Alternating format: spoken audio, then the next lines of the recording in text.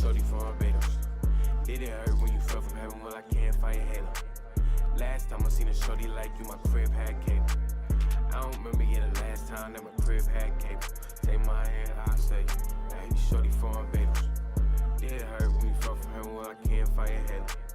Last time I seen a shorty like you, my crib had cable. I don't remember the last time that my crib had cable. Take my hand, I say, I make music, no label.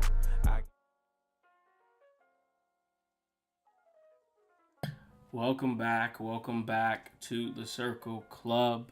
I am here with Corey of What's Next, and of course you can see the topic right there. Game of Thrones, House of Dragons, Episode 1, Season 1. Here we go, folks. The big journey, we're finally here. Corey, what was your initial reaction, my friend? You know, like, my man, I love puns, so that show was fire, in my opinion. Yes. It was very good. Great start to a show to get me extremely interested, right? Like, that's the point of a pilot show, right? Like, take Game of Thrones out of it. What am I hyped to come back for the second episode? Absolutely. I think they teed up everything you needed to know about kind of what's been going on, what the situation is, and it really feels like, based on this first episode, it's been a boiling pot, right? Yes. Like, everyone's kind of been, hey, all right, we're all family, let's just keep it going, let's keep it civil, right? Yep. But now people's ambitions are starting to come in the way because it's not as pure, right? Like, they don't have that line there, so there is room for questions. So now people are trying to get at it, and I think the first time that kettle was about to boil, they clearly showed they worked through it, but now the second time without that leader there, very, very difficult, I think. And I think the point of that is Viserys, I believe, Viserys I, the king that we have now, is weak, and it's said by his brother there, right? And I think that is why a lot of this civil war is going to pop up, is because Viserys is a weak king. Yes, I also agree. I thought that my initial reaction to this was fire. It felt exactly like Game of Thrones, which you loved about Game of Thrones, right? It was just this sort of element of, like, at first, it's sort of, you got to get your head back into that space. You're like, we're speaking different languages, Valyrians. It's like, you know, these kind of like fantasy geek words going on here, right? and so you kind of have to get your mindset back into it because it's like all this complex language. But once you start like getting the feel of like, okay, this is the father, this is the daughter, okay, this is the hand, this is who's next to that. Like, you're like, okay, I can start to see how this structure of the Game of Thrones is starting to like, you know, come into play. You know, because the question you always have to ask yourself is, what is the motive of the person we're seeing on the screen?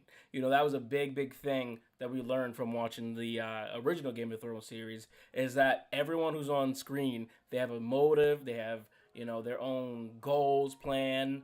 Everyone is thinking about, how can I get into whoever's next pocket or their good side, right?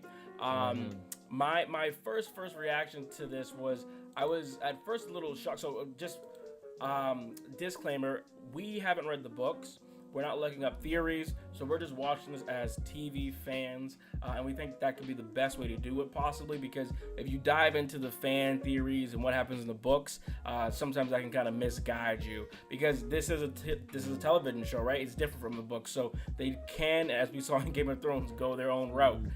So that's what I would preface this with. But what I would say is, I at first was like, oh shoot, like, this dude like chose his like what's it called, baby over his wife. Viserys I chose the baby, and I was like, that was crazy. And like that scene where she's just sort of looking at him like, what are you doing? Like, wait, what's going on? Like, she was so out of it. But then like when that happened, she like knew like, oh my god, he's gonna choose the throne over me, that was wild to me. That was crazy. And right, I think going back to what I just said, right, like that's the first, I think, domino that really falls, right? And somebody going with their ambition over what's probably right. Yes. And yeah, that scene was wild to me. Like, it's something that's like, all too convenient. I feel like TV always hits home with conversations that are happening today, right? And like literally this man taking this, obviously it's different times, it's medieval times, it's a sci-fi world. Yeah. This man just making that decision without even consulting or not even a word, right? Yeah, so dude, that was wild thing. But I think that's what sets it off, right? Like that's the first like bad act that he does, and it's gonna relay these dominoes. And I think to what you're saying, like this show right off the bat, the thing I liked is it gave us some of those consistencies, things we already know, like the hand, the power structure. Yes, we can understand what people's roles are already. Yes. So you don't need to explain what the hand does. You don't need to do what the master of coin is. It's cool seeing where King's Landing is at right now, where like where the dragons are, the dragon pit, without it being destroyed. The introduction of the city watch, the gold cloaks. Is cool to see, just to see like the introduction of why that's in there, right? And again, it's pointing to the Viserys not taking control of his city, right? And people are acting afoot. So here comes Daemon with the heavy hand, right? And it's leading to more pressure to what ends up causing this new Game of Thrones that we're gonna see, right? Yeah. And I think that's what's always gonna be in the back of our mind, is no matter what happens, no matter how we know this turns out 170 something years from now, there's always people wanting that throne. And I think the thing that's gonna be cool about the show, it's gonna have to be way more methodical and specific, right? Like I think the last Game of Thrones is like there was a lot of people who just had a shot at it, even if it was a long shot. Right. This one, it's not, I don't think, fully gonna be like that. But it's gonna be, the conflict I think is gonna be way more open. You know what I'm saying? As it plays out, which is gonna be way more inviting and interesting, I think. So and I think like it's sort of like a proximity war, right? Like they sort of alluded to it in the beginning when Viserys was talking, King Viserys was talking. He was like sort of like, oh, like we have to avoid this civil war, right? Like whereas with in Game of Thrones it was more like a regional war, you know, like east versus west, south, north, like, you know, family, where this is an internal fight, you know, the Targaryens are fighting amongst themselves, which, as we know, or we'll see eventually, is that may be one of the reasons that it led to the eventual fall of the dynasty, right? I think one thing that to your point, like when this took a turn for me was that decision that Viserys had made, because up until that point we kind of got a lot of dialogue about, you know, this is where we are in time, this is, you know, my relationship with this person, this is what I think of you, I don't like him, whatever. But then that was sort of the first, like, I can't act with my emotions sort of thing that we always kind of loved about Game of Thrones. Like the reason why Game of Thrones was always such a dope show was because you were just sort of like, man, at any moment someone that I like can just go, you know, like they could just be cut, because that's how cutthroat the Game of Thrones was. That's how, you know, if you want the throne, you gotta go for it. You know, you can't pussyfoot around it. You can't, you know, try to be a nice guy, Jon Snow, about it. You have to take it, right? And I think that was sort of that first like king move or step that we saw to be like, man, I love this woman, but not as much as I love to keep my dynasty going, right? And I think we're gonna start to see a lot of shady behavior from some of the council to Viserys. And you know, we have this character Otto Hightower, who is the hand of Viserys, but clearly he has some beef with Viserys' brother, Prince Daemon, right? And so there's that little triangle there. And then even though Prince Daemon and Princess, how do you say it? Rhaenyra? I think it's Rhaenyra. Yeah, Rhaenyra. They're related, but she obviously has a close relationship with Alicent Hightower, right? And I think right now what we may potentially see is that her father, Otto Hightower, is going to try to manipulate her to get with Viserys, or, you know, to somehow get them into the throne conversation, right? So I think that, to your point, like immediately this next episode, that might be something to sort of see. Yeah, I think something that is always going to be in the back of my mind, right? Like we know this is going to be about the Targaryens versus Targaryens, right? But when it comes to all these other houses, and I think even though it's a different Game of Thrones, they're gonna do a lot of like similar dialogue type of scenes, like how they do shots, right? And there's a lot of foreshadowing when you go back and watch Game of Thrones, the things that they do later on, right? And I think there's a lot of foreshadowing to these other houses being involved, right? And speaking of the tea kettle analogy I gave with these Targaryens really boiling up, and it's really just kind of been waiting to happen that this occurs, the civil war. It's the same for a lot of these other houses, right? They got overpowered by the Targaryens. The reason why they are even allowing themselves to be controlled is so that they don't get roasted by 10 dragons, right? So I think as the civil war plays out, right, like of course it's about who in the Targaryens is going to come to power, but also it's more importantly who within just these individuals in different houses, like the Hightowers, the Starks, the Baratheons, right, some big names that they've already dropped and had some specific shots on.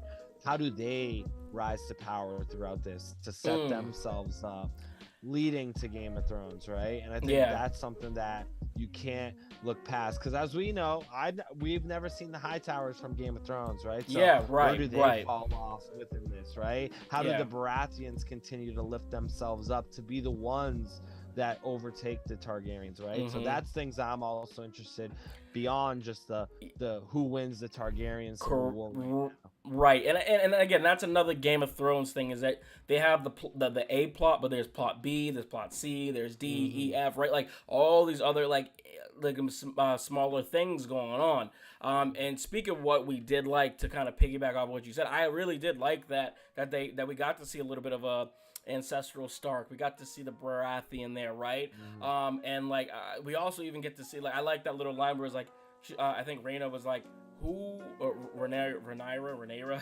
I'm gonna get that. I'm Rhaenyra. I'm gonna get that before episode 4. I promise. But Rhaenyra, she had mentioned, she's like, who is that house? Like where, like, who are those people? And he's just like, there's some sort of lowly house, like, they're kind of competitive, whatever, like, but they didn't have that same sort of honor, right? Like that we have known to come. Like, wow, the House Baratheon, like that's a staple, And at this point, it's clearly not. So I kind of like that. What was something that you liked in this episode 1? I think the Dorne shout out, right? Like from my understanding of Game of Thrones prior to the show, and like we said, we're not doing any outside research, but from what I know, Dorne really was never this true ally nation to the Targaryens, and we'll see if that's how they play this out within the show. But there was always kind of this resistance, right? That was always my understanding of Dorne, right? That's kind of how they kind of continued on against the Lannisters as well, right? Like Dorne has kind of always been off on its own, right? So I think it wasn't a throwaway during this episode having this guy who randomly wins from the small house and all of a sudden takes off his helmet being from Dorne, right? And I think we see the shock within Rhaenyra's face, like, oh wow, a Dornishman, right? Like, right.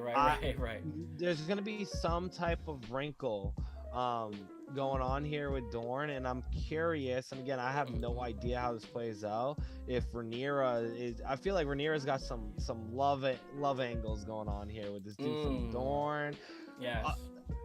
Sweet Home Alabama with her uncle for some reason. I don't know. I feel like I low-key feel like I wasn't picking. I feel like maybe like the writing was trying to sort of show that, but I don't think I'm buying that quite yet. I feel like Rhaenyra is not really feeling my man. But what do you think? I don't think so, but it goes back to the Targaryens, right? And like this is where like the Hightower girl, I think it's Alicent. Yeah, it's Alicent. Probably wouldn't work with the king, and why like it doesn't make sense beyond just their age. It's like the Targaryens are trying to have pure bloodlines, right? If you look at all the couples that you see right now, the king was with a Targaryen, right? Like based on the hair is the key, right? The other couple who's probably gonna fight back, they are Targaryen couple, right? So that's why I think that was again a foreshadowing. Him just randomly giving her that necklace like that, like it just seems too sus to I know me. what you mean. Than just being like, hey, niece, here's a gift I gave you. Take it out of my hands like a normal human being. Yeah, Again, man. We're in Game of Thrones world, so Right. don't sleep on Daemon over there. Yes. And especially the second cue to that, and I'm glad it just popped in my mind, is him in the brothel when she was like, "Do you want me to bring somebody with silver hair in?" Yes. Daemon's a little freaky naughty. I agree. So that's a great segue to talk about what we didn't like. So I'm really not a fan of Matt Smith. He's the dude who plays Daemon. We saw him in Morbius, bro. Remember that? And we Morbin time. Yeah, we literally like were cracking up. It was, oh man, we could make a whole video about Morbius. But we've seen him in The Crown. In The Crown, I thought he was okay, but I don't know. There's something about this actor that I don't really like. Maybe it's because he doesn't have eyebrows, but like I think there's something about him that sort of always rubs me the wrong way, and I think that's why potentially they have selected him to be this guy, because I think we could see something happening where Rhaenyra is like, we fall in love with her, right? Like, well, that's the character that we fall, and Daemon somehow wrongs her or does something kind of shisty or just dirty, like, you know, assaults her or anything like that. But he is like it. But at the same time, there's something about him where I'm like, maybe he's not the bad guy, and Otto is. So this is my thing, right? I'm gonna go right back to foreshadowing, because Game of Thrones, I'm gonna go back to the show a lot, told us a lot in that first episode, and you don't realize it until the whole show plays out, but they foreshadowed a lot of things, right? They did. And I think something about Daemon and Matt Smith, I want to speak on a couple things you said there. Matt Smith, right? Like, I feel like has this just unfortunate situation where I feel like he gets left short a lot, like Morbius. Like, I'm sorry, I do not put that on Matt Smith. No, I know. Like, to me, he looks this part, right? Like, he looks like a Targaryen. He gives off that villainous type look, like you said. However, right? Let's think about his actions again in this first episode, right? Yeah. They really like to show us the gore, him getting after it. Right, within which settings, right? He's he's the commander of the City Watch, right? Yes. He's first night has to lay the hammer down, right? Like, we know how police both hammers, right? bro. Both hammers. He was good. This guy was getting in. Yeah. No matter how we like to shake it, authority claims respect through fear, right? So he had to deliver that fear, and it's not saying that's right, but a lot of times through the masses, especially in this world, right? Yeah. Especially in this world. So he claims that within that setting, that is his job, right? Now you go to the event, right? He's supposed to beat up these dudes, if we're being honest, right? Right, so he's being violent within the correct settings, technically within this world. Now you look at all of his other actions, right? I think that scene. Give me 1 second. When it came to his brother, right? Yeah. Like, he feels kind of almost backstabbed by his older brother. Like, I'm looking out for you. Like, right. It's always been about us, the Targaryens, right? And like, he shows that foreshadowing. And like, even like the moment when he's with Rhaenyra, right, on the throne, it's like, what are you doing? You're not supposed to be doing that. And he has this menacing look, like he's trying to take the throne. And he pops off and he just starts joking with his niece, right? Gives her a gift. But like, I think he's gonna be that Jaime Lannister of this show. He's gonna like appear to be this bad guy, go along, and as time plays out, I honestly think we're gonna start liking him, right? And I think he's gonna do the opposite of what you said. I think he's gonna do something to give us that respect, like Jaime did. Yes, so I totally get where you're coming from with that, and I think that's sort of the misdirect. Like, you know, with Game of Thrones, there's always these misdirects. They make you think one thing and it's going another. So one thing to mention about him in The Crown as well, and we know, like, when Hollywood hires people to play roles, it's typically they're playing a similar role, right? And what we saw in like something like The Crown, you sort of feel bad for him, even though he has made some bad choices, and you know, he's sort of gone about it the weird way. And I think there's gonna be a lot of parallels with this character. So I do agree in that regard. What I can say is this: I think that scene where he kind of went too far, that was sort of this, like, in my opinion, I was thinking that was sort of like this commentary almost on like police brutality, right? Where it's like, Of you know, course. they are doing what they're supposed to do, but it's also like you have to sort of not go that hard. And I feel, to your point, I feel like that maybe that scene was to kind of create this baseline for us where we're like, oh, he's like, you know, very forceful, very evil. But then the next time it happens, maybe he has a different approach to it. And to your point, that would sort of make us like him a little bit more, right? Totally, right. So I think there really is this direction that they can go with him. I want to talk a little bit about Otto Hightower, right? So Otto is clearly, you know, playing that classic hand to the king role of like, you know, let me sort of weasel my way into it because my family name isn't as, you know, graceful, right? And so he sends his daughter, Alicent, to go lay with Viserys. I don't know if anything actually happened. It doesn't appear like it did. It seemed like Homeboy was more mourning. But that was another thing I didn't really like about him. And honestly, I thought his actions were much worse than what we saw with Daemon's, because he's turning on the king. First off, he starts the conversation, and it's like the body is still wet, bro. You know, and then second, he's supposed to have the king's back. That's his hand, right? And it just seems he's not even considering Daemon just because of his own personal sort of relation, right? Yep. 3, he sends his daughter to try to go sleep with this man after his wife had just got like killed and child.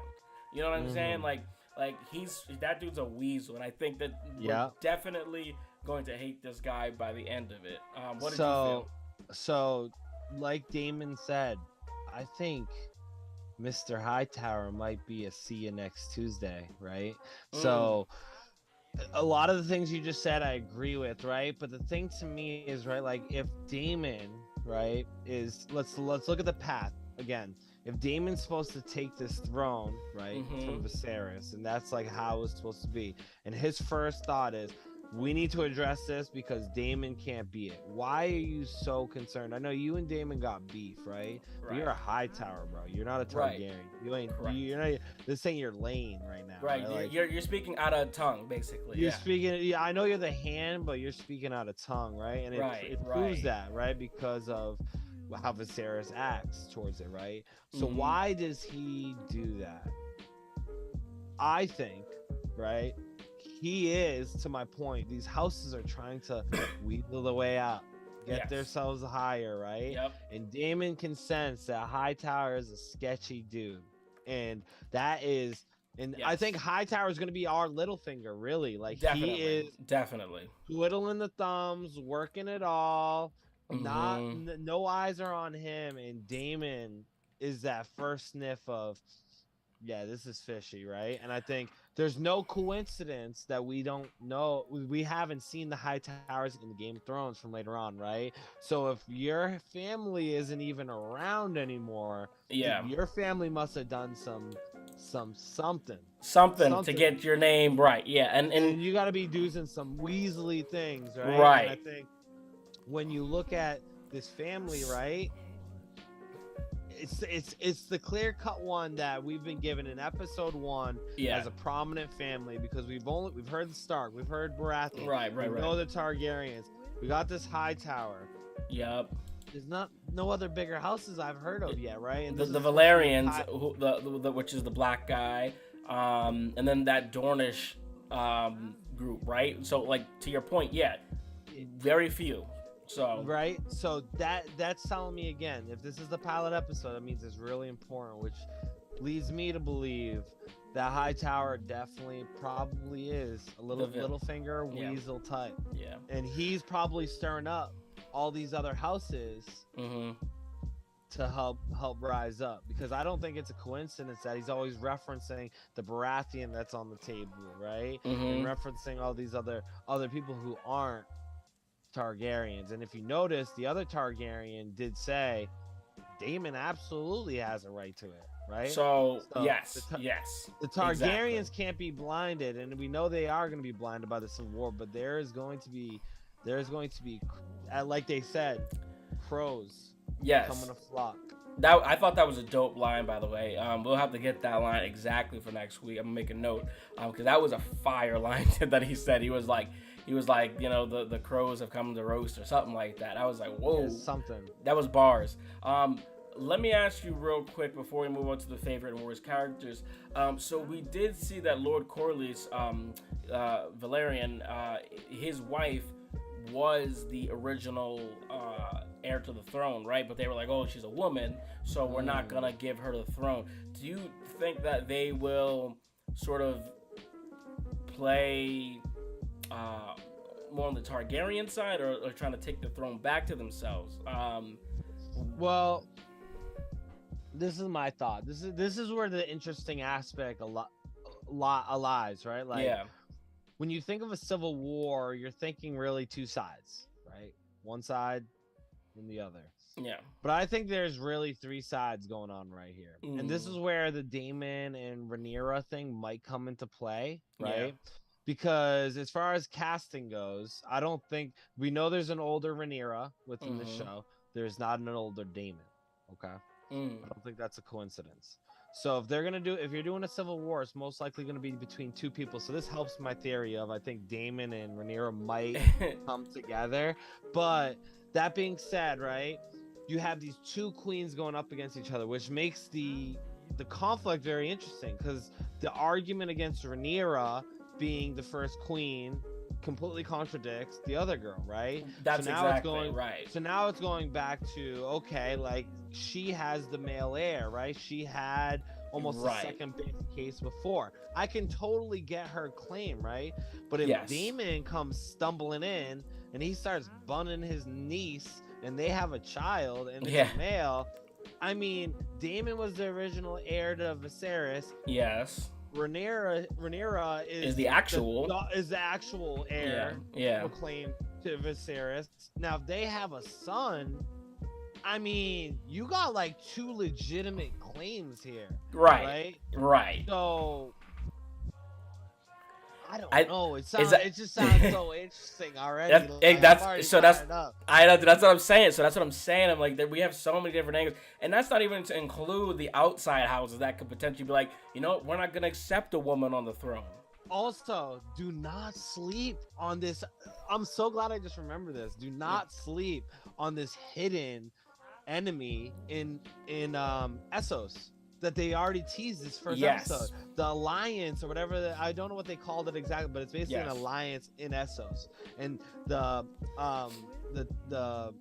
master of ships, I think it was the Targaryen, I forget his name, but he even said, like, yo, this is gonna be a problem for us, right? Yeah. Just like in the last Game of Thrones, in the first episode, them teasing Daenerys and it gonna be a problem, right? So there's a lot of there's a lot of parallels going on between my man Daemon being like Jaime, between the alliance being the Daenerys force coming. Like, do not sleep on these parallels of how they run these shows, because they understand.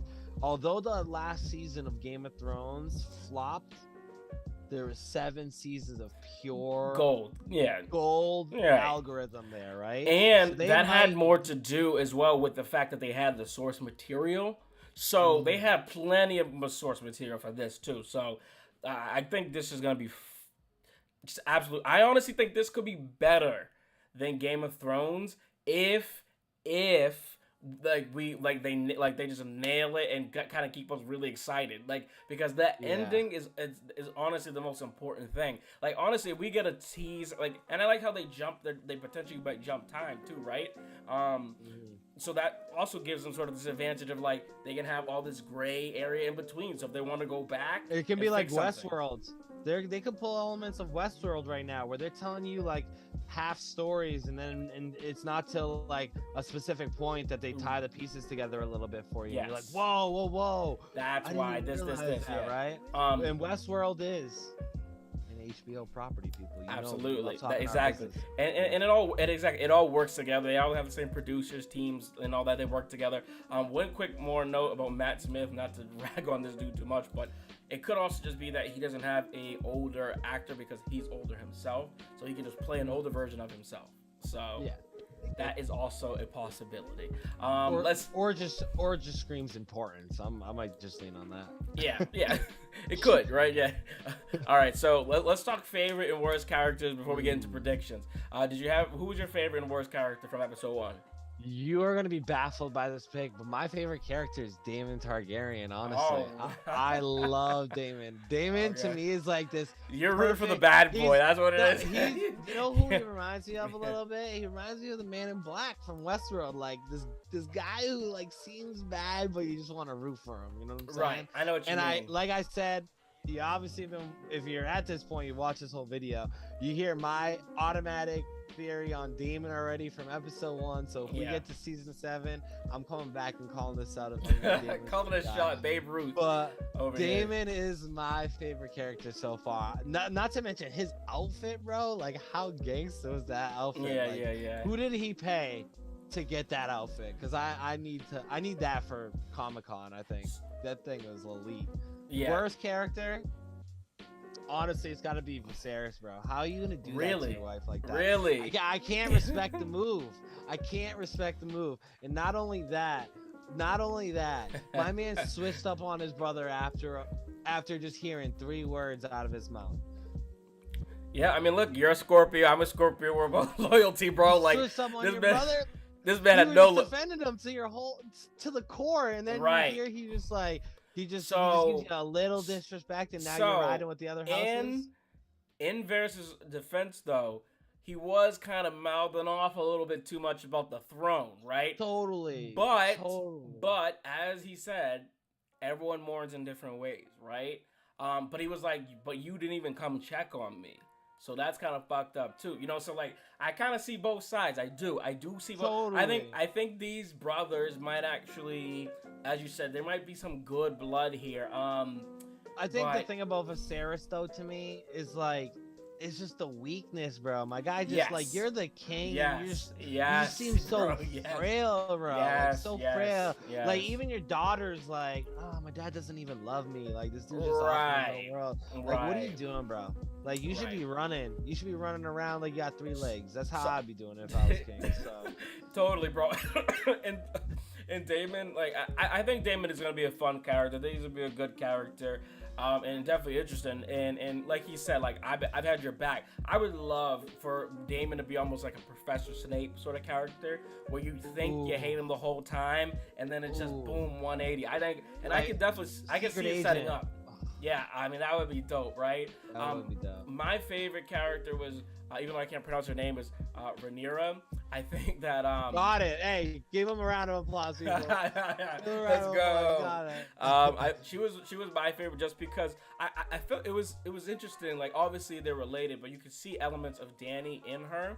And I think like it was kind of cool. It was like the best of Dany that you had missed from those earlier seasons, right? Yeah. And I think that this character might be an opportunity to sort of right some of the wrongs that they did with Dany, where she can kind of make those better decisions. I also think she's a really smart girl. She sort of knows how to read the room, read people, right? You know, even her like approaching her father, like I think she sort of knew how to like answer that question that he asked her about the throne correctly, and that was a joke. I think both of those. She seems a little.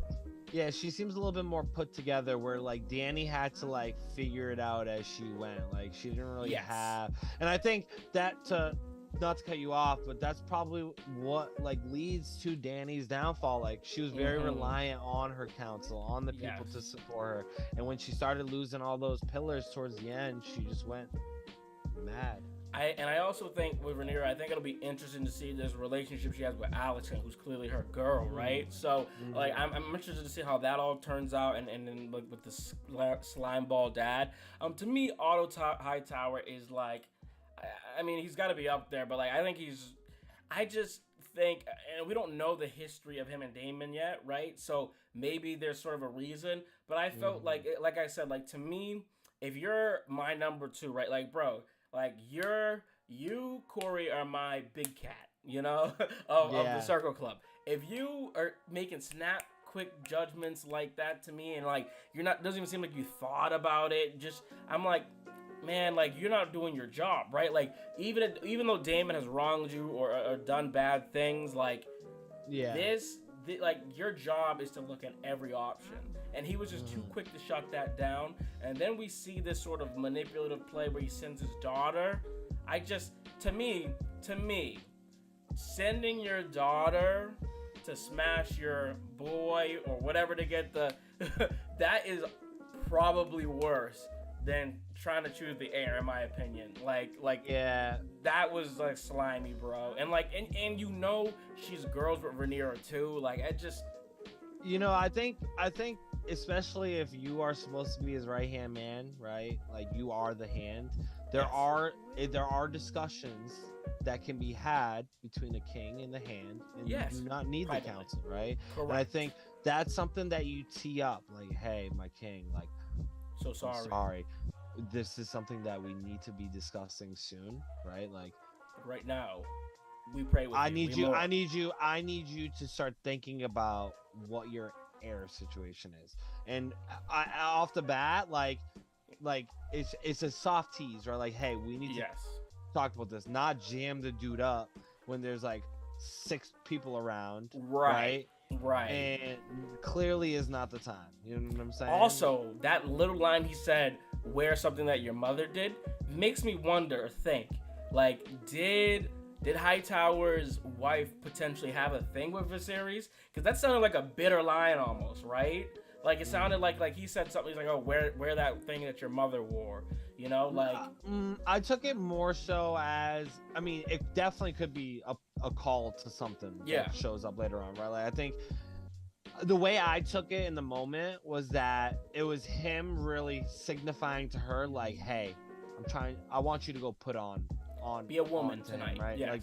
Exactly, like, you're not my daughter, like, I want you to put on like a fancy ass gown to show off and pop that, basically. And I think the thing is, and to me, I'm like, you don't even really have even remotely a play at the throne, so it's like to throw your hat like your role is the hand, like as long as you keep the Targaryens in power, you'll always be the hand. You know your daughter is cool with Rhaenyra, so maybe she could be Rhaenyra's hand. Like, this dude, like, he's not thinking, and he was definitely the worst for me. Yeah, that was just the big tell to me too. Like I said, that was the big tell to me that the dude's a scumbag, because there's no play, like you said, no play at the throne. Like, you're just soiling your daughter there. Yeah. Like, you would think he would want his daughter to get married to a wicked high up, like, I don't know, like, you know, who's around? The Casterly's around still? I don't know. The Lannister? Like, go anybody. Maybe, go make a play for Daemon, like, if he really ain't gonna be the heir, and, like, then it doesn't matter, right? But, like, I did not like that move. That was weak to me. And I think too, the one more character we haven't mentioned a ton of, but I think this Lord Corlys dude, the black guy, I think that he may also sort of play either like a hand to Rhaenyra or some sort of, like, you know, try to throw his hat in, because his wife is, like you said before earlier, she was the heir to the throne, right? So I think that could be interesting. And we haven't really seen this 3-way sort of internal battle in Thrones. It's always sort of been one side versus the other, so I think that'll be another interesting play. What do you think what do you think we're gonna see in episode 2 next week of House of the Dragon? I think they're gonna definitely have to start building up the plotting and scheming of it, right? Like, they did a very good job teeing up all the information we needed to know. Now we need to see what's everybody's move, like what's everybody's reaction. I want to get into like the Game of Thrones style like we had before, right?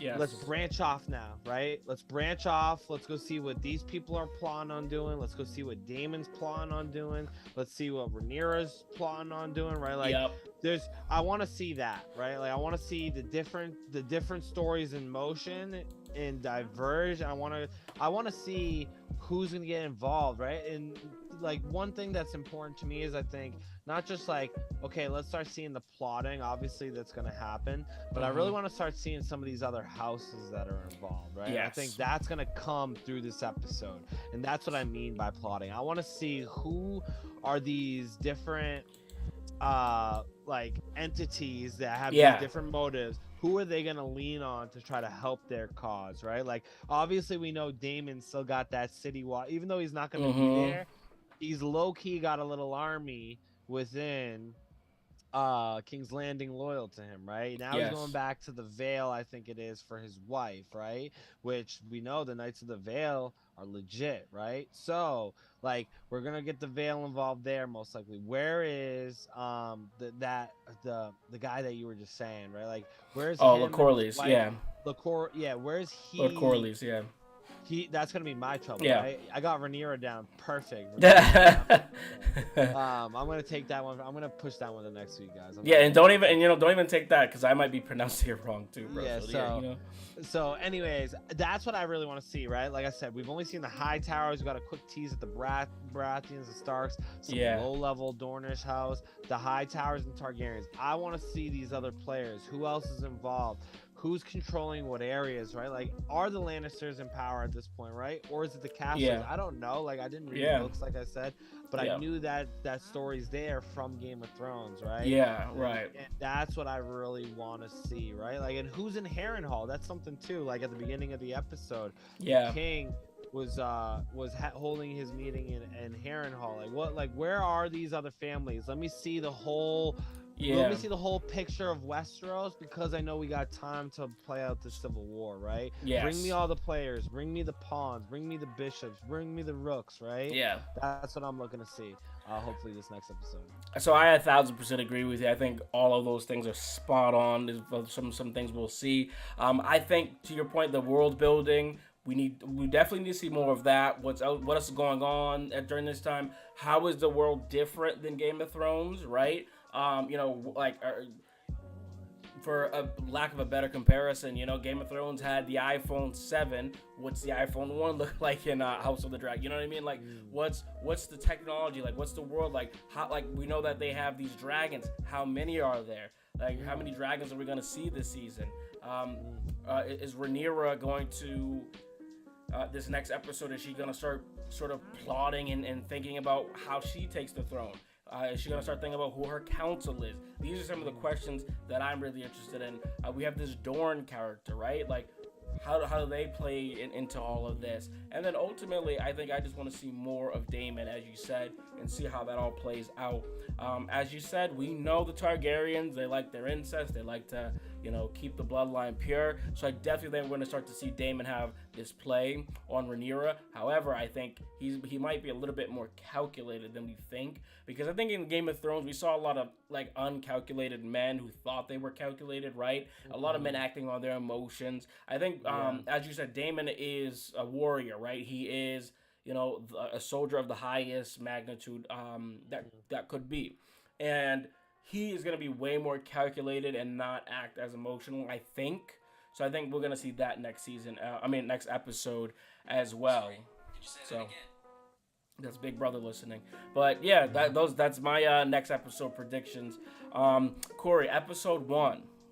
What are you giving it out of the Circle Club 5? And then give us that what's next out of 10.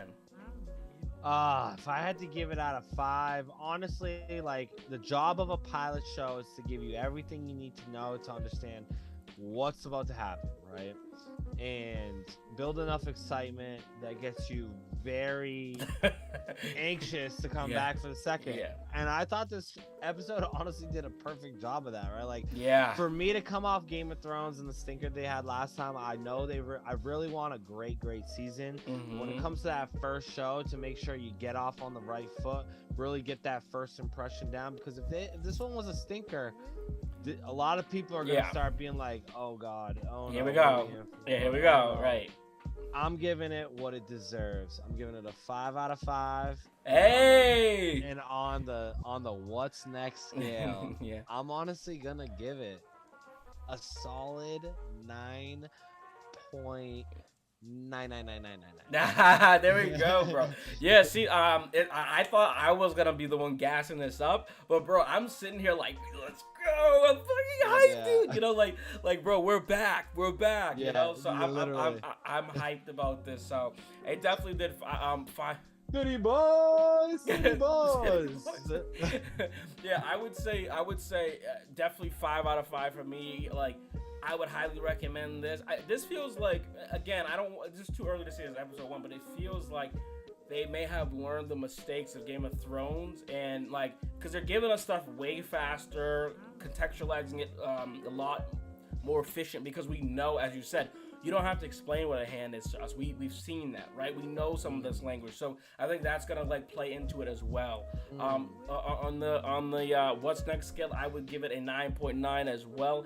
The only thing that kind of had me a little shell shocked, gave me a little PTSD, was the birthing scene was nuts.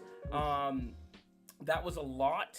And I was like, oh shoot, I forgot how bloody this show could be. And I was watching it with my girlfriend, and like she was like, like texting or looking something up, because she's like, I can't watch these scenes. Like these are like some of the like fighting and blood, right, and like the gore. I kind of forgot so like that we had so much of that.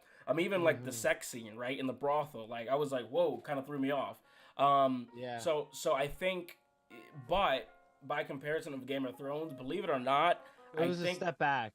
It was a step back. It really was. I think they're gonna keep it that way though. Like I think a lot of what they're gonna do with Game of Thrones is gonna be fixated on the things that people really wanted, right? The story, the dialogue, right? The intertwiningness of that, right? Like they're gonna give you those flashes of Game of Thrones. Like you're gonna get the brothel quick scene, right? Like where Daemon's having a little fun, but like I think overall, like you're not gonna see as much pointless scenes like that. Correct. Where you get like or nudity for just the sake of nudity. Like Theon just piping out the girl on the bottom of the ship that you literally never see again, right? Like random scenes like that. Like they did it to help like establish a character, build the world. I get it. But I think with this one, you're not gonna have to see that as much. And I think there was a lot of people who watched Thrones who like enjoyed it, but didn't enjoy that aspect too. Like that, I didn't really mind that part. I really didn't.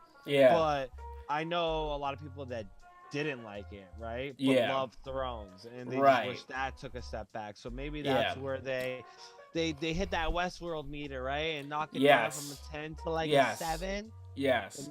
I think it also will make it a little bit easier if we see dragons dying, right? If it's the dragons that are taking the L versus humans, because of that, it's just a bit much, right?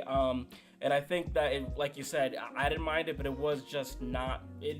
I would have much rather gotten more plotting, etc., than see some of those things. Like one of the first things I was like, oh, like are we gonna see Rhaenyra nude, right? Because that's just something that Game of Thrones has done. And like as of right now, it doesn't seem like we will. It doesn't seem necessary. Who knows, right? I mean, it's like you said, it is Game of Thrones. It is HBO Max. They like to push the edge, but it's really not necessary, because in Game of Thrones, it felt a little bit more necessary, so you can see how violent this world was, how gruesome it was, right? To try to sort of like get our mindset into like, this is how the world was. Whereas now we know. Yeah, we understand it. So you don't need to show us that. Like if someone says I'm going down to a brothel, we're like, oh, yep, I remember those. Like Littlefinger, right? So this is a quick. I'm gonna hit the bonus question here because it's first season, first episode. Thrones is back. I'm hitting this kid with the bonus question, right? It's only the first episode, so we might be jumping the gun. Yeah. But if you've never seen Game of Thrones before, would you recommend starting here and finishing this out, and then watching Game of Thrones, or do you have to watch Game of Thrones first and then come back to this? Because this is the issue, right? Like you said, there's a lot of references to things that we don't need to explain right now. We understand how it works, right? But if you haven't seen it, right, wouldn't you rather go without knowing how anything plays out? So I think this is sort of the Marvel chicken before the egg thing that we do with all the Star Wars. This is like Star Wars, right? Yeah, exactly. Star Wars, right? I think so. This is just my personal experience. I introduced my girlfriend to Star Wars, and we watched episode 4, 5, 6, the original way. She wasn't really feeling it. Then we saw the sequel. Wasn't really feeling it. I showed her prequels, and she was like, I like this. So, and the reason why I think she liked this because there's more story to be told, and then it kind of goes more, chronological. I think if you have not seen Game of Thrones, this would be a perfect time to hop in, because even though we know what a hand is and all that stuff, you're gonna pick it up. You may pick it up it may take a couple episodes, how we did, but it won't matter, right? Because even if you go to Game of Thrones, you're not gonna fully understand what a hand is maybe like until halfway through the season. You know what I'm saying? Yeah, and you're most likely, if you're that person, you're getting into it because you have a friend who's already watched it and it's like, yo, man, this is a time, like you gotta watch it, right? But I would recommend this first, honestly, as of right now. I am always of the know, if you're gonna make something in chronological order, like when the MCU came out originally, right? Like I used to tell people, you should watch it in the order that the timeline, not the release, but the timeline, so you can understand how things are playing and leading to one another, right? And I think it makes it more enjoyable. It makes some moments more wow, like going back and watching Star Wars, like having known Palpatine is the Emperor, okay, but if you didn't know that, maybe things become more crazy, right? Like who knows, right? Or maybe the Darth Vader is Luke's father doesn't hit as hard, right? Because you watched the prequels first, right? So it's all a conundrum, right? So I think the hardest part, being realistic with this question, like I said, it was a bonus question, it's a fun question, is this show isn't going to be done for years. So it's very difficult, having watched probably one season of this show, to then not go, damn, I love this, I gotta go watch Game of Thrones now. So I think that's the caveat, right? I mean, if someone's watching this in 3 years, 4 years, hell, 50 years in the future, it's like, I think if you have the material already, you watch it in order. But the advantage of the release order is you are sort of lost like us in real time. I think honestly, when I think about it, like I'm watching One Piece, there's 1,025 episodes or something. I'm at 180. And there's a couple movies coming out in the fall, right? I could have just jumped ahead, started there, and then went back. But I'm like, there's no rush, right? Like, I think if you're not planning to die anytime soon, don't rush it, right? So start at Thrones, take your time. By the time you may get caught up with us in a couple of months, you'll have a whole season 1 probably already done for you to start there. So that, I would say, is the advantage of this right now. But if you're talking about it's already released, I would say chronological order it's just more fun, because then you're sort of seeing it all build up. And if you don't really know what's happening yet in Game of Thrones, they're alluding to things, but you don't know yet. So it's still going to be a big surprise. Yeah. Oh, yeah. Yeah. All right. Well, Corey, I think that's all we got for tonight. Make sure you guys tune in every single week, because we're making new videos all the time. We will be doing this series weekly, so make sure you hit that subscribe button. Go check out Corey over on What's Next. He makes Marvel content, Star Wars content, Thrones, Westworld, you name it. He does it all over there, so make sure you go and give Corey a subscription. Corey, you got anything for the people? Yeah, hey, I'm excited. Thrones is back.